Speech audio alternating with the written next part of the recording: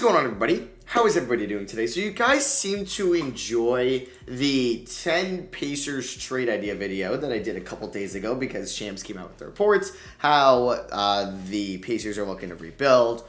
Miles Turner, Caris LeVert, Domantas Sabonis are all on the trade block. So we've had some rumblings coming out of Portland that they are not happy with their team right now. They want to make it better, but Damian Lillard is not getting traded. He's not getting traded for Ben Simmons. He's not getting traded for Jamal Murray. I don't know. He's not getting traded at all. Not for anybody at this current moment, and they want him there for a while. So I'm coming up with 7 trade ideas that don't involve Damian Lillard. I could have thrown some Damian trades in here, but I did not because it doesn't seem like it's happening. So here are some trades that the TrailBlazers can think about for the short term and for the long term. So just like a quick clarification, I'm not an analyst. I'm not in the front office. I have no idea what these players' trade values are around the league. I could be overvaluing them. I could be undervaluing them. And it's really not like this trade is perfect. Like one team's probably going to be getting a better deal than the other.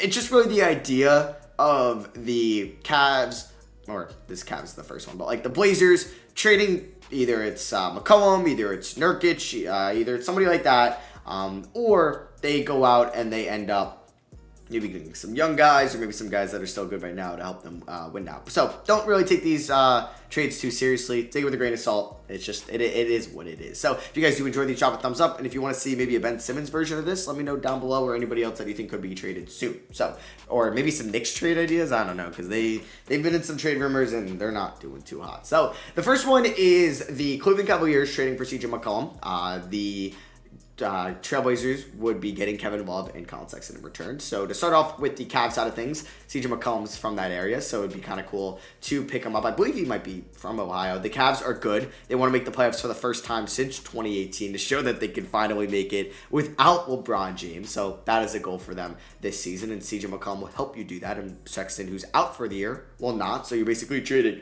for this season, Love for McCollum, which you would do in a heartbeat. Now, you might say, Matt, this could make sense if the Cavs aren't going to even bring back Sexton. So you have McCollum under control. You think he could be a nice ISO scorer, something you may need at this moment. But why would the Blazers do this? So I think this would only be smart for the Blazers if they're eventually going to trade Damian Lillard. Now, Colin Sexton might just be good as a sidekick to Damian Lillard as McCollum is. You get Love, it's some more depth. The Blazers have one of the worst benches in the NBA, so it can't hurt. At least Love is playing this year. He's got 1 year after this year, so it's not like you're locked up to him long term, so you could agree to a buyout at the end of this year if it happens. And you get Sexton's bird rights for free agency. You can match any other contract he gets from any other team, and you can lock him up long term. You can lock him up long term to be the sidekick, that partner next to Lillard, or since Sexton is young and he's under 25, he can help you have a nice piece in that rebuild. Because yes, in a perfect world, you move Lillard for like a insane package, and then you can move McCollum for like Ben Simmons, you know, right? And then Ben Simmons, like I'd rather have than Sexton, but Sexton's not a bad like number 2 youngster to start a rebuild. Because if you can move Lillard, I don't really know, like a premier young asset that could get you Lillard. Like, I feel like Michael Porter Jr. was obviously looked at way better in the offseason, so I'm not going to say him or Jamal Murray, but like there's somebody out there, like a young stud, like maybe to Jaylen Brown and Colin Sexton. Like, that's something, right? So I think that would be the idea surrounding Portland and Cleveland in this trade. Next up, we have a Jusuf Nurkic center trade, and it's the Blazers trading Nurkic, Anthony Simons, their best young asset. Wouldn't say he's like an elite young asset, but it's their best, and he's a good player. And a 2023 first-round pick, top 8 protected. I don't know if they can actually even move that pick because of the step-in rule since they traded this year's pick for Larry Nance, so this might be 2024. But you get Miles Turner. Now, Miles Turner will help you compete this year. He would make this team like worldly better just because he can play defense, right? He's one of the best rim protectors in the league. He can space the floor a little bit, and he's just exactly what the Blazers have needed for the last like decade, you know, like this rim protecting stud center. They've had some guys coming in and out, but like he'd be the best one by far. You're giving up Nurkic last year of his deal anyway, and it's worth it. Turner's better than Nurkic. I would give up Simons for this in the first. I mean, if you're still, like, I wouldn't be trading future picks if I'm the Blazers, but if you're never going to trade Lillard, then I would do this trade, especially if you're going to re-sign Lillard to that 2-year extension in the offseason. Maybe Indiana would do this. I mean, they get to still be competitive with Nurkic. He's still a good center. It's not like you're getting like, I don't know, not like Mo Bamba, but like I'm just trying to think of like a bet, like Jalen Smith, right? Like a young guy, but like he's not gonna help you win now. Like you're getting somebody that can help you win now. You're getting a young guy in Anthony Simons to add to your core, and you get a first round pick down the line. I think that's solid value in return for Turner. Maybe ask for a little bit more. Next up, we have a simple 1-for-1 trade: Kristaps Porzingis for CJ McCollum. I think the Mavericks would prefer this trade just due to the injury history of KP, and I think the only reason the Blazers would have to see what outweighs each other: Kristaps' injury history or his value on defense, and like can still score. He could be that number 2 for you on offense, and he could be your best defensive player. So you could do this trade. You could still do the Miles Turner trade, and imagine you have like a front court of KP and Miles Turner with Damian Lillard.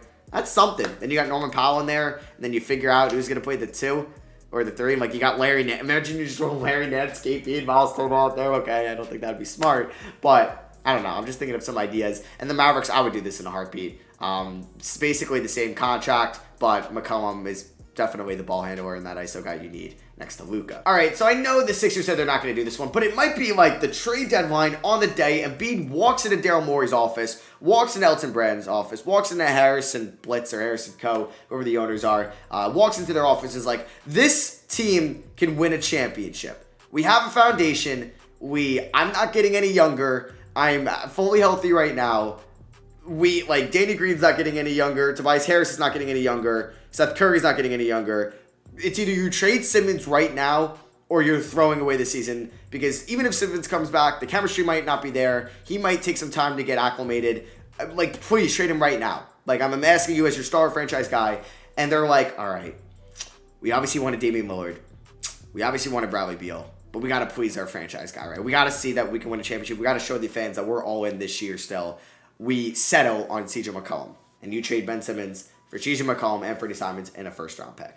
Think that would be fine at the end of the day. Yes, maybe Harris and McCollum as your 2 and 3 is a little bit older than what you want, but you're getting Simons, a young guy in here. I think is worth it. You already have a solid bench. You add to that, you get maybe additional draft capital down the line, and you're getting not like a perennial all-star, but you're getting an all-star caliber player in return for Ben Simmons, which may be the best deal you get out there. Now, maybe you prefer DeJounte Murray. Maybe that happens or something like that. But it might be the deadline day, and Embiid's like, you get this deal done, or I'm going to be noticeably pissed because you're wasting this season, and I'm not getting any younger. Next up, we have, the Atlanta Hawks, a team that I think should be interested. Now, as of right now, the Hawks are, I think, like the 11th seed or the 10th seed. Like, they are not off to the greatest start this year. They've had some injuries, but a team that was just in the conference finals. Disappointing start, to say the least. Now, this one, I think, like, the idea is interesting, but I don't know if the return for Portland is what they would want. So basically, this would maybe be centered around potentially a Lillard trade down the line.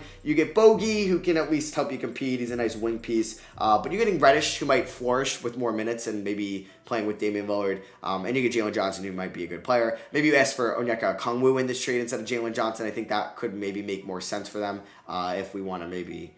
just undo that, and we were to throw in a Okongwu. Maybe they prefer him just to see, he can maybe be our rim protector for the future. And then Atlanta's like, all right, we got like that number 2 next to Trae Young. We don't have to move Collins. We don't have to move Capella when he's healthy, like DeAndre Hunter at the 3. Like when that team's fully healthy, like that in the playoffs, that's pretty good. So maybe they think about that, but maybe it's just like, McCollum's not great on defense. They stay away from it. Just wanted to throw out the idea. All right, another one that wanted to throw out the idea. I don't really know if this would be a package Portland wants in return, but it's something. Dylan Brooks, Anthony Melton, and Zaire Williams for CJ McCollum. So Dylan Brooks, great 3-and-D guy. Desperately, you need defense in Portland, so he helps you out there. Melton, a nice ball handler, helps out your bench, which you need depth for. And Zaire Williams, I don't know if Portland liked him for the 2021 draft, but if you see the potential in him, maybe you like this trade. I think maybe they ask for Desmond Bane, and then Memphis is like, we're not going to do that. But I like the idea of Memphis trying to go out and trading for McCollum or like into Sabonis, like I mentioned in my Pacers video, just because they have a foundation of Jaren Jackson Jr. and John Morant. Like, they have their 1 and 2, even though Jackson Jr. has been a little bit inconsistent. But you got to realize, we're Memphis. We might be the smallest market team. We might be the least desirable free agency destination out there. I'm not hating on Memphis. I'm sure it's a beautiful city. But I'm just saying, a lot of the top guys maybe won't decide to go there. And you're going to pay John Morant soon. You just paid Triple J. You're paying Adams. You're paying Brooks. Like, you're not going to really have cap space anyway. So maybe go out and get a very good player via the trade market And I like the idea. I do. And then the final one we have is the Washington Wizards saying, you know what? We've been the 8th seed, the 7th seed for too long, Bradley Beal. We're going out. We're getting another good player. Mentioned this again in the Pacers video with Domantas Sabonis. So they go out, they get McCollum, they get Robert Covington. They give up a lot.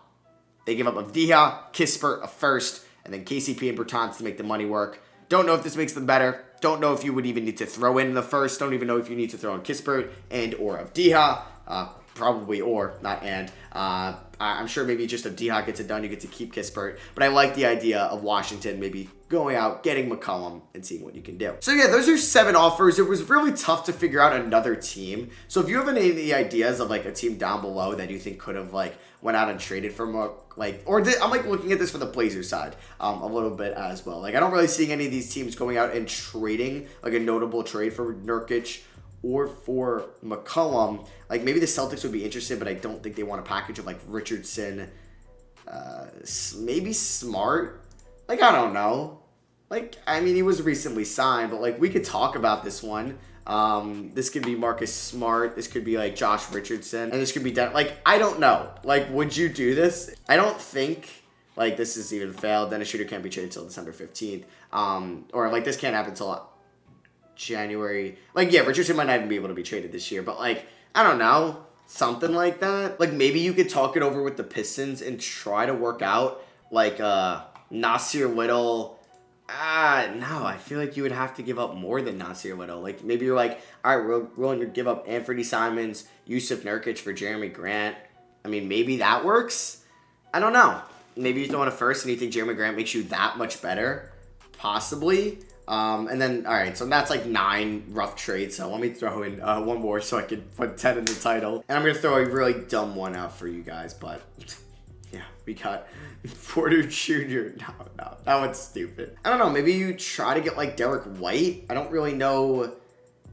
Like, I'm sure you would give up Covington for Derek White, right? I mean, because like you don't want to give up Nurkic because you lack big help, and I don't think like as well as Jakob Poeltl's been this year, they would want him. So like maybe you try to do Covington and Simons for White, and that, or Covington and Little for White, and maybe that makes you better right now. It gets you somebody that might be on the trade block. I don't know, something like that. But yeah, that's it for me. Let me know what you guys think down below. Let me know if there's any other ideas that I didn't mention. Please let me know down below. And if there's anybody else you want to see me attempt this video with, let me know. Love you guys, and I'll catch you on the next one. Peace.